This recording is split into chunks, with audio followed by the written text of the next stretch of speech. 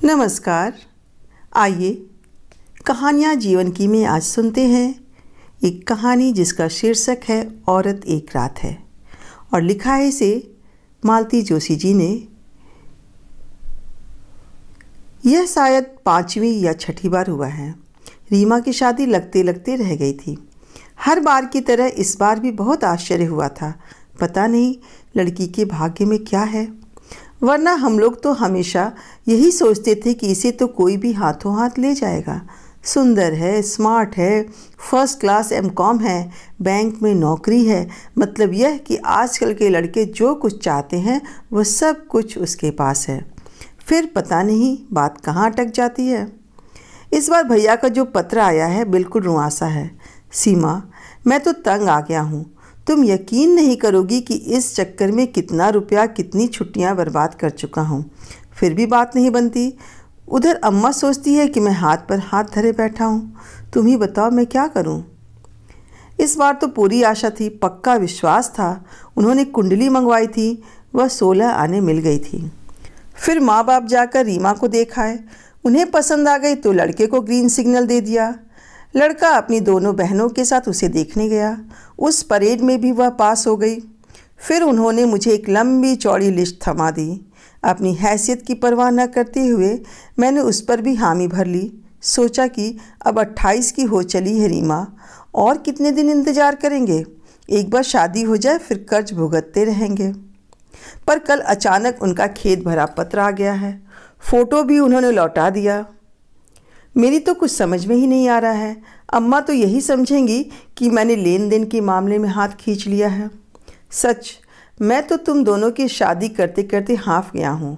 पता नहीं बेटियों तक मुझ में कुछ एनर्जी रहेगी भी कि नहीं। यह आखिरी वाक्य बहुत चुभने वाला था। माना कि मेरा रंग जरा दबा हुआ है, मेरे लिए काफ़ी मशक्क़त करनी पड़ी, पर मेरी शादी इतनी लंबी नहीं खींची थी। 22 के होते होते तो मेरे हाथ पीले हो गए थे। यह बात और है कि मेरे 16 में पैर रखते ही अम्मा ने हाय तौबा मचानी शुरू कर दी थी। उन 4 वर्षों में मैंने इतने नकार झेले कि मैं आजीज आ गई थी। पहली बार जिसने हाँ कहा मैंने उसी को वरमाला पहना दी। मजबूरियाँ कभी कभी कैसी गलती करवा देती है। मेरी शादी तय होने तक तो भैया भी इतने कछुआ आ गए थे कि उनका वश चलता तो दोनों को निपटा देते। पर रीमा बहुत छोटी थी। उसमें और मुझ में 8 साल का अंतर था। हम दोनों के बीच 2 भाई थे जो 3 साल के होकर चल बसे थे। अम्मा उनके लिए हमेशा रोती रहती थी। यमराज को कोसती कि हीरे जैसे बेटे को उठा लिया और इन कर्मजनियों को छाती पर मूंग दलने के लिए छोड़ गया। वे दोनों होते तो भाई के साथ कंधे से कंधा मिलाकर खड़े होते। ये महामारियां तो घर ढोकर ले जाएंगी। अब अम्मा से यह कौन पूछेगा कि घर में है ही क्या जो कोई ढोकर ले जाएगा। मैं तो अब तक सास के, उनके बेटे के ताने सुन रही हूँ। शाम को इनके घर लौटने से पहले ही मैंने भैया का पत्र छिपाकर रख दिया। बाकी पत्र तो ठीक था, पर अंत में हम दोनों की शादी को लेकर जो टिप्पणी थी वह खतरनाक थी। इन्हें तो मज़ा आ जाता। वैसे भी तो हमेशा सुनाते ही रहते हैं कि किस्मत समझो कि मैं बेवकूफ़ झांसे में आ गया, नहीं तो अब तक बैठी किस्मत को रोती रहती। सुनकर कभी कभी इतना ताव आता है आपकी बाबूगिरी पर, सिकिया देह यष्टि पर। कोई अप्सरा नहीं रिझी तभी तो हमारे लिए राजी हुए थे। कोई एहसान नहीं किया था। पर पत्नियां यह सब कहाँ कह पाती हैं। घर में आग नहीं लग जाएगी। उस दिन मैंने दूसरा ही रुख अपनाया। सुनिए, वह आपके कुलीग है ना, अंबिका शरण। उनकी मिसेज कह रही थी कि उनका भाई अब शादी के लिए राजी हो गया है।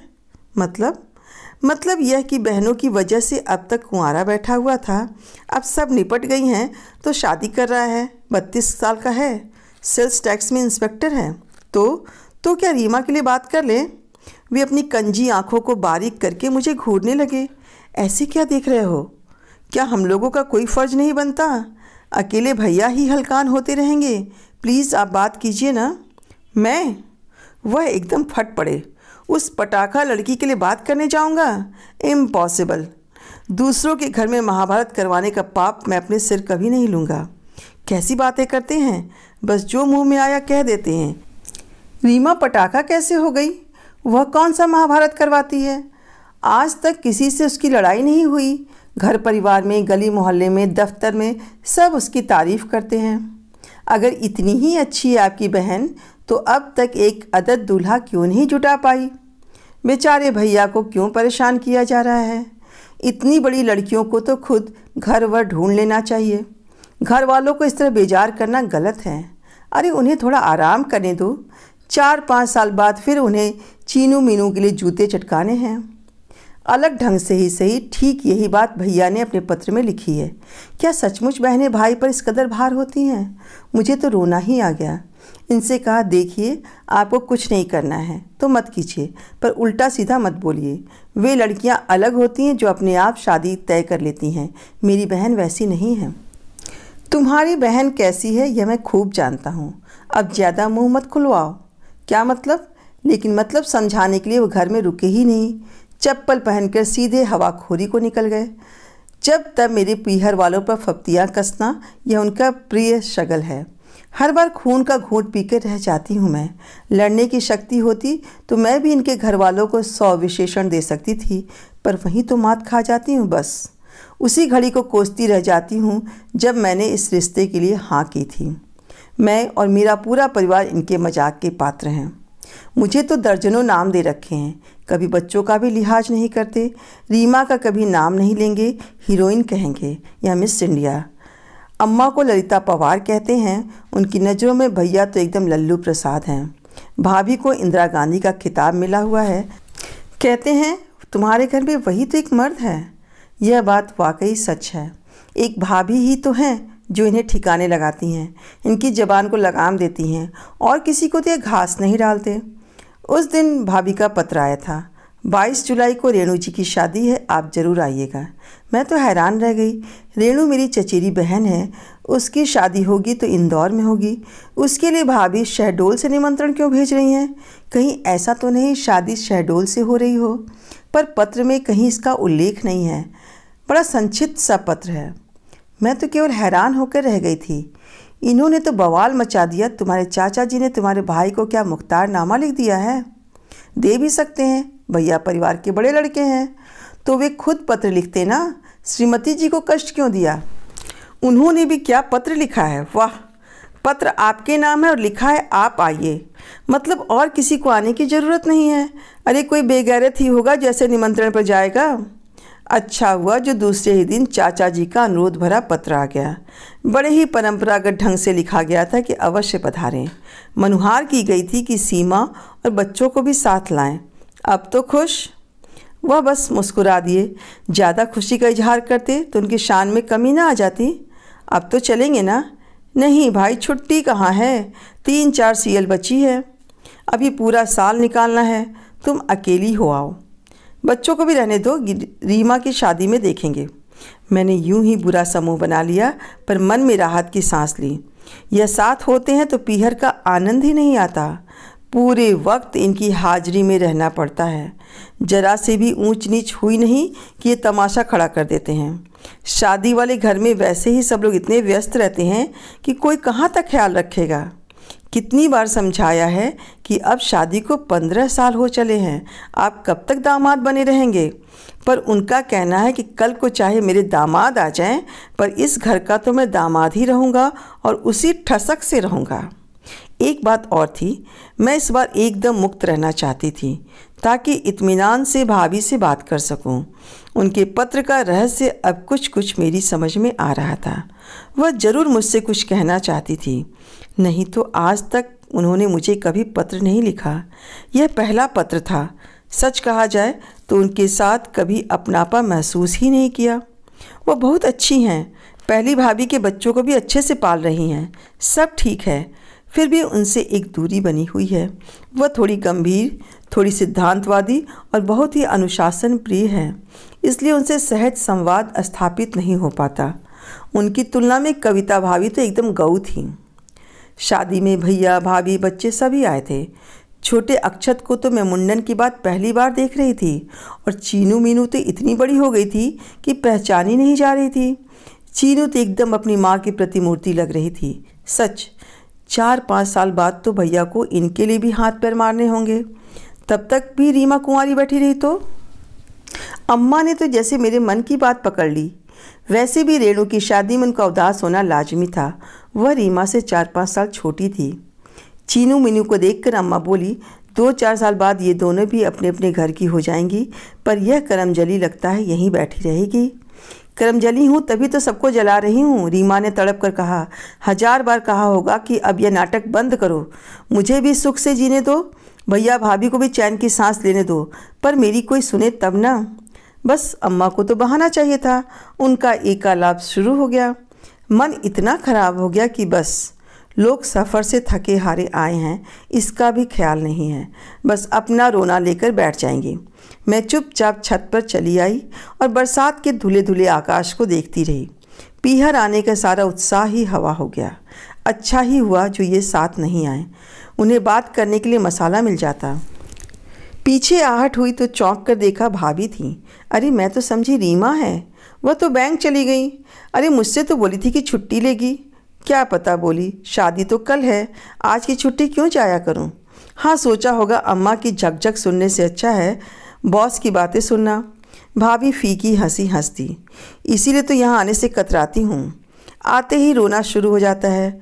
वह हर बार यह जता देती हैं कि हम बहन की कमाई पर ऐश कर रहे हैं और उसकी शादी में जानबूझकर देर कर रहे हैं, जबकि भगवान ही जानता है कि हम कैसी जी तोड़ की कोशिश कर रहे हैं। और आप मुझसे मेरे बच्चे की कसम ले लीजिए जो हमने रीमा की कमाई को हाथ भी लगाया हो। आप भी भाभी अम्मा की बातों को इतनी गंभीरता से लेने लगेंगी तो हो चुका। हमें तो बचपन से आदत पड़ी हुई है, वह बोलती रहती हैं और हम इधर उधर हो जाते हैं। सच कहूँ मुझे उन पर गुस्सा कम और दया ज़्यादा आती है। बेचारी रीमा की चिंता में घुली जा रही हैं। पता नहीं क्या हो जाता है, हर जगह बात बनते बनते बिगड़ जाती है। मुझे पता है क्या, मैं एकदम चौंक पड़ी। विस्फारित नेत्रों से उन्हें देखने लगी। हाँ मुझे पता है, पर पहले आप यह बताइए कि यह कपिल कौन है। कपिल? हाँ यह वही व्यक्ति है जो रीमा की शादी रोक देता है। यह आप क्या कह रही हैं भाभी? सुनिए, इस बार जहाँ बात चली थी वे लोग मेरे बहुत आत्मीय हैं, इसलिए मुझे पूरी उम्मीद थी और बात भी करीब करीब पक्की हो गई थी। फिर अचानक उनका रिफ्यूज़ल आ गया। ये तो हमेशा की तरह मुंह लटका कर बैठ गए। मैंने कहा हमें जवाब तलब करना चाहिए, ये कोई इंसानियत है? तो आपके भाई बोले हम लड़की वाले हैं, हमें दब कर रहना चाहिए। मुझे तो एकदम ताव आ गया। अरे अब शादी ही टूट गई तो क्या लड़की वाले और क्या लड़के वाले। मैं तो इनको बिना बताए वहाँ चली गई और उन लोगों को खूब लताड़ा। तो जानती हैं क्या हुआ? उल्टे उन्होंने मुझे फटकार लगाई कि आप हमारे लड़के को फंसा रही थीं। लड़की का कहीं अफेयर चल रहा है और आप ज़बरदस्ती उसका रिश्ता हमारे यहाँ कर रही थीं। कम से कम आपसे तो यह उम्मीद न थी। फिर उन्होंने इस कपिल के बारे में बताया। इसके बाद मैंने इनसे छिपकर और 2-4 जगह बातें की। वे लोग भी अचानक इसी तरह से मुकर गए थे। वहाँ भी पता चला कि कपिल नाम का यह लड़का कभी फ़ोन से कभी पत्र से रीमा के साथ अपने अफेयर की सूचना देता है। कहता है रीमा सिर्फ मेरी है, किसी और की हो ही नहीं सकती। भाभी बोले जा रही थी और मेरा दिमाग घूम रहा था। यह नाम मेरी स्मृतियों पर हथौड़े की तरह बज रहा था। उनके चुप होते ही मैंने कहा भाभी मैं रीमा से पूछकर पता करती हूँ, अभी आप यह बात किसी को मत बताइएगा प्लीज़, अम्मा को तो बिल्कुल भी नहीं। मैं क्या पागल हुई हूँ?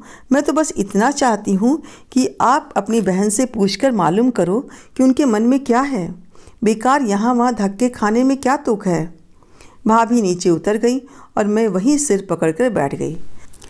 10 साल पहले की बात याद हो आई। एक शाम भैया का तार मिला था, कविता जल गई है, एकदम मृत्यु की कगार पर है, फ़ौरन चली आओ। भैया ने भले ही लिख दिया था, पर फ़ौरन जाना क्या इतना आसान है? घर की, पैसे की, छुट्टी की व्यवस्था करते करते 2 दिन तो लग ही गए। ग्वालियर से इंदौर का सफ़र सस्ता भी नहीं है, ना आसान है। छुट्टियों की भीड़ थी, ट्रेन में तो संभव ही नहीं था, बस से आना पड़ा। हमारी बस 4 साढ़े 4 बजे ही पहुंच गई थी। मन में 100 तरह की शंकाएं लेकर घर पहुंचे। धड़कते दिल से दरवाज़ा खटखटाया। एक सुदर्शन से युवक ने दरवाज़ा खोला। कुछ देर तक हम दोनों एक दूसरे को तकते रहे। फिर वह बोला आप सीमा दीदी हैं ना, भीतर आइए ना। भीतर हम लोगों ने इधर उधर देखा, सन्नाटा था। और लोग कहाँ हैं? अम्मा जी और जीजा जी अस्पताल में हैं, रीमा भीतर बच्चों के पास है। तब तक शायद हम लोगों की बातचीत सुनकर रीमा उठाई थी। मुझे देखते ही लिपट लिपट कर रोने लगी। किसी तरह रुकने का नाम ही न ले। वो लड़का भी मुंह फेर कर आंसू पोंछता रहा। फिर भर्राए कंठ से बोला, रीमा अब चुप करो, मेहमानों को चाय वगैरह दो, थर्मस में भी डाल देना, अम्मा जी को देता आऊँगा। वो लड़का चाय लेकर चला गया तो रीमा बोली, चलो कपिल भैया का एक चक्कर बच गया। मतलब रोज़ सुबह 5 बजे भैया को लेने जाते हैं, फिर 7 बजे अम्मा की चाय लेकर जाते हैं, तो इकट्ठा 7 बजे जाया करें ना। नहीं, भैया कहते हैं जल्दी आया करो, वहाँ ढंग का बाथरूम जो नहीं है। भैया का वहाँ रहना ज़रूरी है। एक दिन कपिल भैया चले गए थे तो आधी रात को आना पड़ा। भाभी की तबीयत एकदम ख़राब हो गई थी। और अम्मा वो कब आती हैं? वह तो 10 के बाद डॉक्टर का राउंड होने पर ही आ पाती हैं। फिर 2 घंटे के लिए मैं चली जाती हूँ। 12 बजे से चाची आ जाती हैं। शाम को अम्मा फिर पहुँच जाती हैं। अस्पताल की वजह से अम्मा ने रात का खाना ही छोड़ दिया है। रीमा दोबारा सोने चली गई तो ये मुझसे बोले, तुम्हारी माँ एकदम जाहिल है और भाई तो एकदम बॉडम है। क्या हुआ? जवान जहान लड़की को छोकरे के साथ अकेला छोड़ देते हैं, कल को कुछ ऊंच नीच हो गई तो? अब चुप भी कीजिए, यह कोई वक्त है ऐसी बातें सोचने का। तब तक भैया लौट आए थे। मुंह हाथ धोकर सीधे बिस्तर पर पड़ गए। बोले, सीमा माफ़ करना, रात भर का जगा हूँ। रात भर बेंच पर बैठा रहता हूँ।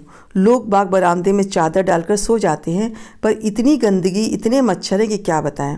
अम्मा का भीतर पता नहीं क्या हाल होता होगा। अदल बदल कर भेजा करो ना, एक आध दिन रीमा चली जाएगी। ना बाबा, वो जगह क्या लड़कियों को भेजने लायक है? हाँ, तुम चाहो तो आज रात रह जाना, अम्मा को आराम मिल जाएगा। मुझे इतना ताव आया, रीमा लड़की है और मैं क्या बूढ़ी हूँ?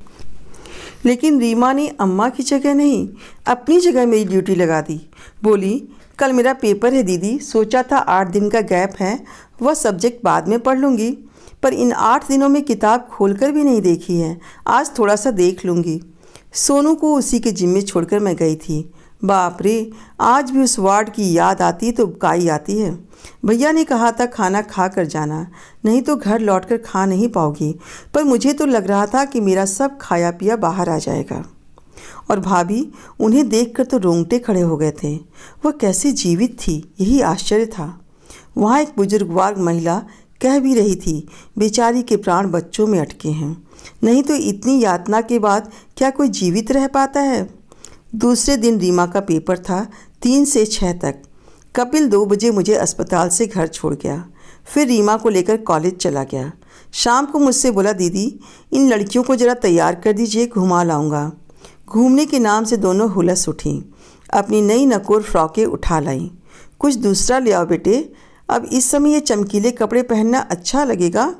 पहना दीजिए दीदी, मृत्यु की विभीषिका से उन्हें कल तो 2-4 होना ही है। उनका आज क्यों खराब करें? बेचारी वैसे ही परेशान है कि उनकी मम्मी एकाएक कहाँ गायब हो गई हैं। और कोई बीमारी होती तो मैं अस्पताल जाकर मिलवा लाता, पर सोचता हूँ उनके मन में जो माँ की जो तस्वीर है वही कायम रहे तो अच्छा। उन लोगों को लौटने में कोई 6:30 बज गए। अम्मा तैयार होकर इंतज़ार कर रही थीं। बड़ी देर कर दी बेटा, उन्होंने छूटते ही कहा। अम्मा जी, रीमा को भी तो लेना था ना, 6 बजे तो उसका पेपर छूटता है। मीनू आते ही अम्मा से झूल गई। दादी, हमने ना वहाँ शरबत पिया था। वाह गुरु, बड़े मज़े कर रहे हो। हम लोगों ने चौंक कर पीछे देखा। ये बरामदे में खड़े कुटिलता से मुस्कुरा रहे थे। रीमा का चेहरा लाल हो गया और वह सिर झुकाकर भीतर चली गई। कपिल का चेहरा उत्तेजना से तमतमा आया। उसने बड़ी मुश्किल से अपने ऊपर काबू किया होगा, क्योंकि जब वह बोल रहा था उसकी आवाज़ बड़ी सधी हुई थी। जीजा जी, इस समय मज़े की बात तो आप ही सोच सकते हैं, क्योंकि जो अस्पताल में पड़ी आखिरी सांसें गिन रही है वह आपकी कोई नहीं है, पर मेरी तो वह सगी बहन है। फिर भी कोल्ड ड्रिंक पीना तो याद रहा है ना? जी हाँ, वह इसलिए कि जो लड़की घर भर के कपड़े, बर्तन और खाना निपटा कर परीक्षा देने गई थी, उसे जाते हुए 1 कप चाय भी नसीब नहीं हुई थी। प्यास से उसका गला चटक रहा था, इसलिए यह गुनाह मुझे करना पड़ा। माफ़ी चाहता हूँ। चलिए अम्मा जी, देर हो रही है। उन लोगों के जाते ही यह मुझ पर बरस पड़े। यह बित्ते भर का छोकरा मेरे मुंह पर इतनी बातें कह गया और तुम्हारी अम्मा बैठी सुनती रहीं, यह कोई तरीका है? आपसे भी तो चुप नहीं रहा जाता। भला इस समय उलझने की क्या ज़रूरत थी? उनकी लड़की है, उसका भला बुरा वो जाने, आपको क्या पड़ी है? इनको तो किसी तरह चुप करा दिया, पर दूसरे ही दिन मैंने अम्मा से शिकायत की। इस लड़के को इतना बढ़ावा दे रहे हो तुम लोग, सब पर ऐसे रोब झाड़ता है जैसे यहाँ का करता धरता वही हो। इस समय तो ललित सचमुच यही बात है, वही घर चला रहा है, वही दवा दारू का खर्च उठा रहा है। तेरे भाई के हाथ में तो फूटी पाई नहीं है। खर्च कर रहा है तो अपनी बहन के लिए कर रहा है, हम पर कौन सा एहसान कर रहा है। उसकी बहन तुम्हारी भी तो कुछ लगती है, तुम तो कुछ नहीं लाई, बस हाथ हिलाती चली आई। मुझे तो एकदम रोना आ गया। अम्मा को क्या मालूम कि महीने के आखिरी सप्ताह में 2 लोगों का किराया भी कितनी मुश्किल से जुटाया गया था। मैंने तुनक कर कहा, मुझे किसी धन्ना सेठ को ब्याहा था तुमने, जो नोटों की गड्डियाँ साथ लेकर आती।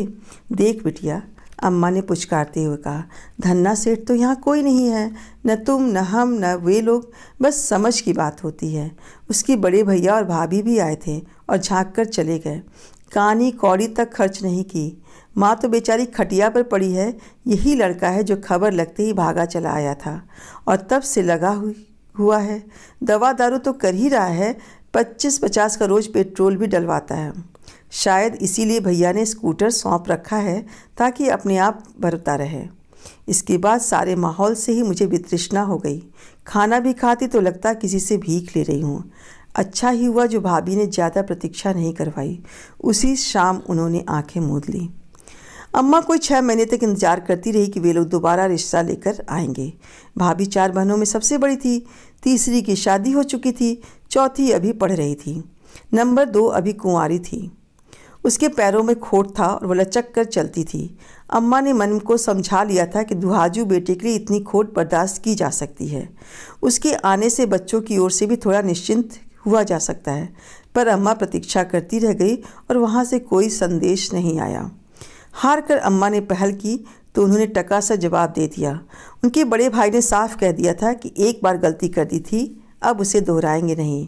हमारी बहन कुंवारी रहे, हमें मंजूर है, पर उस नरक में दोबारा किसी को नहीं भेजेंगे। अम्मा अपना सा मुँह लेकर लौट आई और जी जान से बहू की खोज में जुट गईं। 2-2.5 साल के अथक प्रयासों के बाद उन्हें यश मिला। इस बार उनकी जिद थी कि नौकरी वाली बहू लाएंगी। वे घर का दलिद्र दूर करना चाहती थी, पर यह भूल गई कि नौकरी वाली लड़की गूंगी गुड़िया नहीं होती, वह अपने निर्णय खुद लेती है।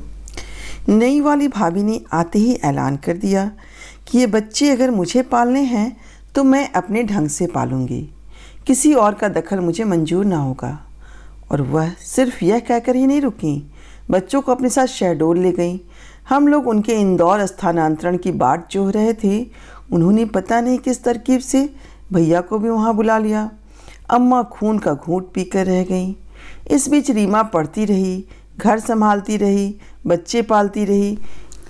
उसकी ओर ध्यान देने की किसी को फुर्सत ही नहीं थी। जब औरों को उसकी उपस्थिति का भान हुआ, उस समय वह M.Com कर चुकी थी और 24 साल की हो रही थी। इस आपाधापी में कपिल का अध्याय तो बिसर ही गया था। मतलब अध्याय जैसी कोई बात थी ही नहीं। अगर होगी भी तो किसी ने उसे तूल नहीं दिया। अम्मा का पूरा ध्यान उस घर की कन्याओं पर था। जब वहाँ से निराशा हाथ लगी तो उन्होंने उस घर से संबंध ही तोड़ लिए। रेणु की विदाई के बाद भैया लोग भी लौट गए। जाते हुए भाभी ने मुझे फिर एक बार याद दिलाया कि मैं रीमा से बात कर लूँ, इसलिए मैंने अपने जाने की तारीख 2 दिन आगे बढ़ा दी। जैसे ही जरा सा एकांत मिला तो मैंने सहज रूप से बात छेड़ दी। रीमा, तुम्हारे परिचितों में कोई कपिल है? परिचितों में तो कोई नहीं है, हाँ रिश्तेदारों में एक है। कौन? वही चीनू मुन्नी के मामा जी। उसका उत्तर इतना सरल और स्वाभाविक था कि शक की कोई गुंजाइश ही नहीं थी।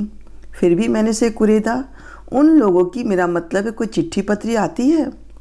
नहीं तो एक शादी का कार्ड भर आया था, सो अम्मा ने फाड़ कर फेंक दिया। कभी मुलाकात होती है? मुलाकात कहाँ से होगी, वो तो एक अरसे से बाहर है। चीनू बता रही थी कतर या ओमान में कहीं है। चीनू कैसे जानती है? क्या उन लोगों के कॉन्टैक्ट्स हैं? क्यों नहीं, भाभी तो हर साल राखी भी भेजती हैं। तभी तो भाभी को तो इस कपिल का पता ठिकाना सब मालूम है, तभी तो उस पर शक नहीं गया। क्या सोचने लगी दीदी? कुछ नहीं रे, मैं इस कपिल नाम के आदमी का पता लगाना चाहती हूँ। क्यों? क्योंकि वह शख्स हर जगह फ़ोन करके यह प्रचारित करता है कि तुम्हारे साथ उसके संबंध हैं। इसलिए हर बात टूट जाती है। जाने दो दीदी, जो लोग ऐसे सिरफिरों की बात पर कान देते हैं उन लोगों पर मेरी कोई आस्था नहीं है और ऐसी जगह संबंध न होना ही अच्छा है। देखो, उन लोगों का कोई दोष नहीं है। कल को हमें अगर लड़के के बारे में ऐसी वैसी बात पता चलती है तो हमारा भी मन खराब होगा कि नहीं। सच कहूँ दीदी, मुझे अब इन बातों में कोई दिलचस्पी ही नहीं रही। शादी के नाम से वितृष्णा होने लगती है। मैं तो कहती हूँ कि तुम लोग अम्मा को मनाओ और यह अध्याय ही बंद कर दो। मैं भी मुक्त हो जाऊँगी और अम्मा के आखिरी दिन भी सुख चैन से कट जाएंगे। तुम तो जानती हो, भाभी के साथ उनकी पटरी नहीं बैठती। एक दिन भी निभाना मुश्किल है। अब बुढ़ापे में उनकी छीछालेदर ना हो, यही अच्छा है। रीमा की बात ने मेरी सोच को एक नई दिशा दी। कहीं अम्मा ही तो ये प्रपंच नहीं रच रही। वे जानती हैं कि रीमा की शादी के बाद उनकी आज़ादी समाप्त हो जाएगी। उन्हें भैया के पास जाकर रहना होगा। पर अम्मा इतनी ऊंची तरकीब नहीं लड़ा सकती। वह तो सिर्फ बकझक कर सकती है। एक नाम जहन में और उभरा, भैया। लड़कों के अते पते तो वही जानते थे और रीमा की शादी न होने का सबसे ज़्यादा लाभ उन्हीं को मिलेगा। एक तो खर्च भी बचेगा, दूसरे अम्मा की जिम्मेदारी भी नहीं रहेगी।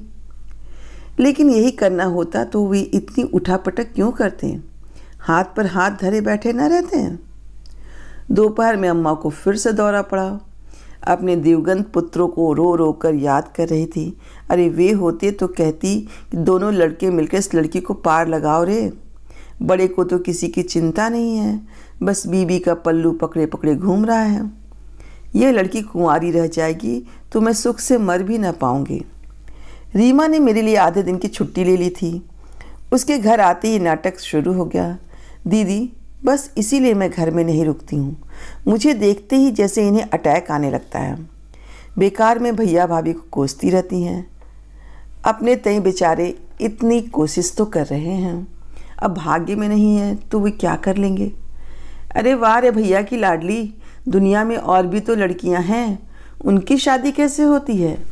ये रेणु लोग 5 बहनें हैं, सब की सब ब्याही गई कि नहीं? मुझे पट्टी पढ़ाने की कोई ज़रूरत नहीं है, करने से सब होता है। मैंने कहा, अम्मा तुम भैया पर बेकार तोहमत लगा रही हो।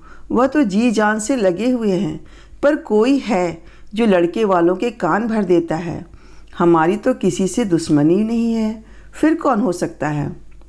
जब तक रीमा मुझे रोकती मैं अपनी बात कह चुकी थी। बाद में मुझे अपनी भूल का एहसास हुआ, पर अब पछताने से कोई लाभ नहीं था। अम्मा बाकायदा शुरू हो गई थी, वो जो कोई भी हो उसका भला नहीं होगा। कन्या के विवाह में जो कोई रोड़े अटकाता है वह महापाप का भागी होता है।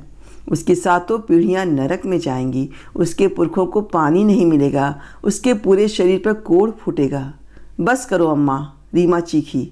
ऐसा न हो तुम्हारी ये श्राप किसी अपने को ही जाकर लगे। अपने को क्यों लगेगा? जिसने किया होगा वही भुगतेगा, तो उसे भुगतने दो। तुम तो अपना भाषण बंद करो। शहर में ढिढोरा क्यों पीट रही हो? जितना बदनाम उसने नहीं किया होगा तुम मुझे कर दोगी। बड़ी मिन्नतों से मुश्किलों से अम्मा चुप हुई थी। शाम को हमने उन्हें ठेल ठाल कर चाचा जी के यहाँ भेज दिया। थोड़ी देर चाची के पास बैठ जाना, उनका मन बहल जाएगा। बेचारी रेणु की वजह से उदास होंगी। मैंने शंकित स्वर में पूछा, वहाँ जाकर कुछ बकझक तो नहीं करेंगी ना? अरे नहीं, बाहर तो अपनी नाक ऊंची रखती हैं, किसी को थोड़े ही बताती हैं कि मेरी शादी नहीं लग रही। लोग तो यह जानते हैं कि मुझे कोई लड़का पसंद नहीं आ रहा। और तो और चाची के यहाँ तो भाभी का भी गुणगान करती हैं, बड़ी कूटनीतिज्ञ हैं। राजनीति में होती तो पता नहीं कहाँ तक पहुँचती। राजनीति में होती तो अच्छा होता, कम से कम सारी जनता मिलकर उन्हें झेलती। अब तो अकेले हम ही को झेलना पड़ता है। मैंने कहा, अकेले मुझे झेलना पड़ता है? तुम लोग तो अपनी अपनी गृहस्थी में मस्त हो। वाह क्या मस्ती है, मैंने मन ही मन सोचा। फिर कहा, हमने अम्मा को बोलने नहीं दिया वो बात अलग है, पर उनका गुस्सा जायज़ है। खून तो मेरा भी खौल रहा है। मैं अम्मा की तरह गालियाँ नहीं निकाल सकती, पर लगता है वह आदमी सामने मिल जाए तो उसका मुंह नोच लूँ, उसकी आंखें निकाल लूँ। रीमा हंसती। इसमें हंसने की क्या बात है? मैंने गुस्सा कर पूछा। तुम्हारा जोश देखकर हंसी आ रही है। इतना उछलो मत दीदी, वह आदमी सामने आ भी जाएगा तो तुम कुछ नहीं कर पाओगी। क्यों? वह फिर हंस दी। क्या तुम उसे जानती हो?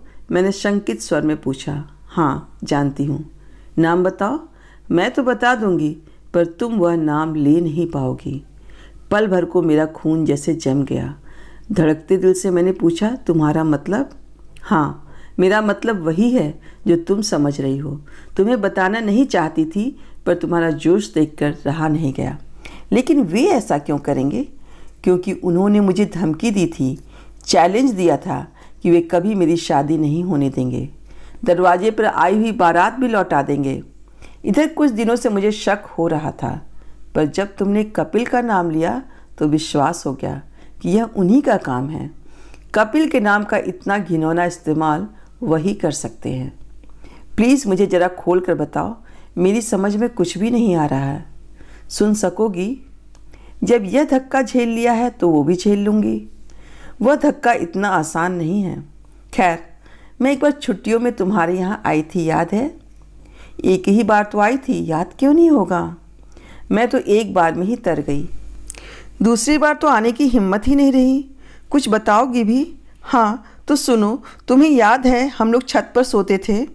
बच्चों के गिरने के डर से तुम ज़मीन पर गद्दा बिछाकर सोती थी।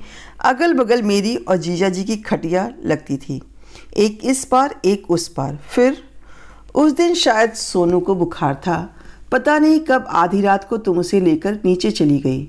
मैं गहरी नींद में थी, तभी लगा मेरे बिस्तर पर कोई है।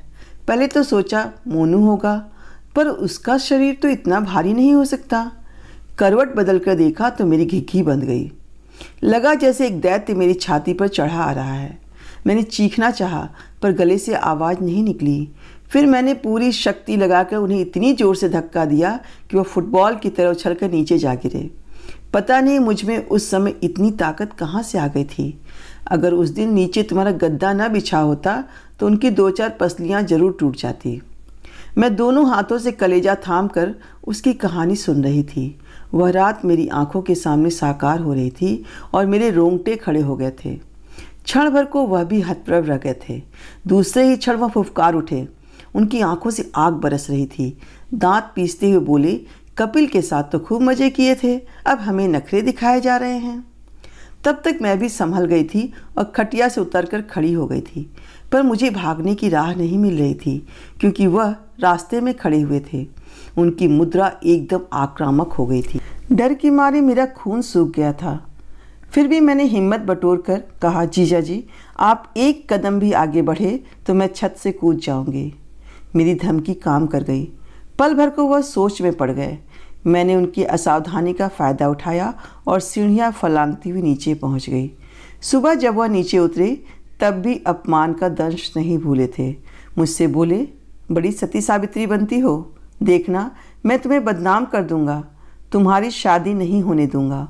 और अपना वह कौल आज तक निभा रहे हैं। वाह रे कौल! मेरा तो सिर शर्म से झुक गया।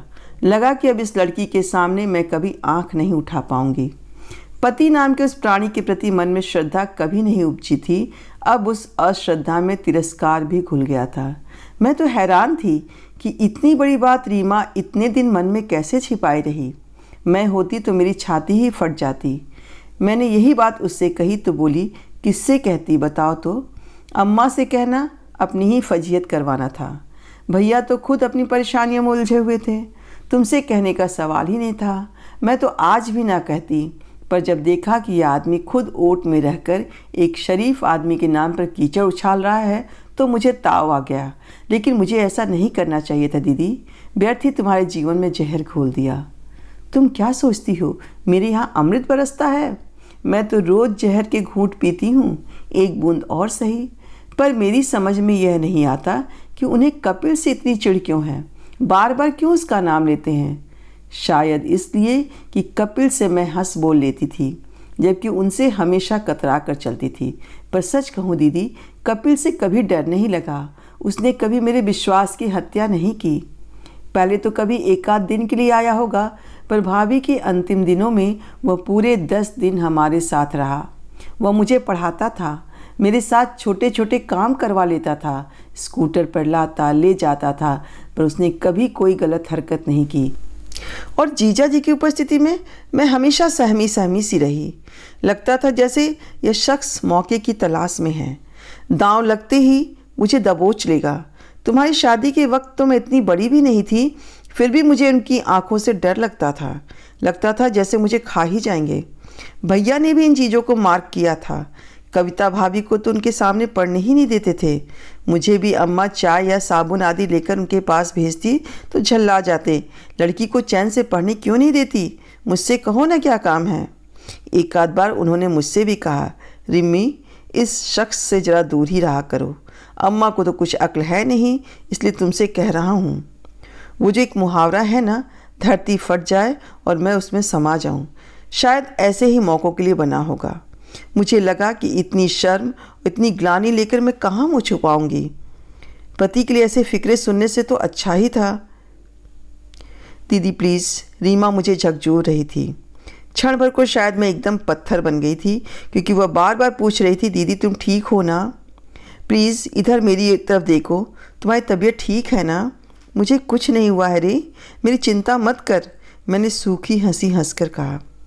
होना भी नहीं चाहिए, नहीं तो मैं अपने आप को कभी माफ़ नहीं कर पाऊँगी। मैंने अपने दिल का बोझ तो हल्का कर लिया, पर तुम्हारे दिल पर एक बोझ लाद दिया। अब सब कुछ भूल जाओ, इसी में सबकी भलाई है। काश मैं उस आदमी का फन कुचल सकती जो तुम्हारे सुख पर कुंडली मारकर बैठा है।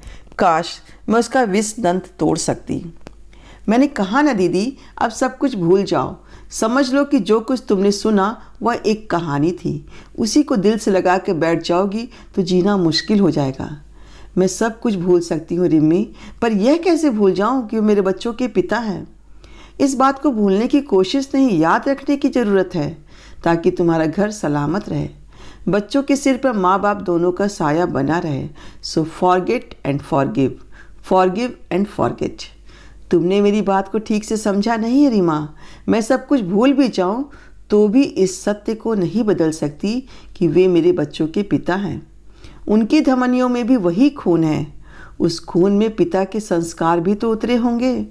पता नहीं कल को बड़े होकर ये लोग क्या क्या गुल खिलाएंगे, किस किस को डसेंगे, कितनों का जीवन बर्बाद करेंगे। तुलसीदास जी ने कहा भी तो है, नहीं बिस्बेली अमीय फल फरी हैं। पहले पता होता तो विष बेल को फलने ही नहीं देती, भले ही लोग मुझे बांझ कहते हैं। बस करो दीदी, क्या पागलों की तरह बके जा रही हो, माँ होकर बच्चों को कोस रही हो। फिर अम्मा में और तुम में फ़र्क ही क्या है? और तुम्हारे बच्चों की शिराओं में सिर्फ पिता का रक्त है, तुम्हारा कोई अंश नहीं है। तुमने उन्हें दूध नहीं पिलाया, फिर तुम्हारे संस्कार कहाँ जाएंगे? यह भी तो हो सकता है कि तुम्हारे बच्चे कल किसी के लिए अमृत घट साबित हो। ईश्वर करे ऐसा ही हो, मैंने कहा और निढाल होकर सोफे पर लुढ़क गई।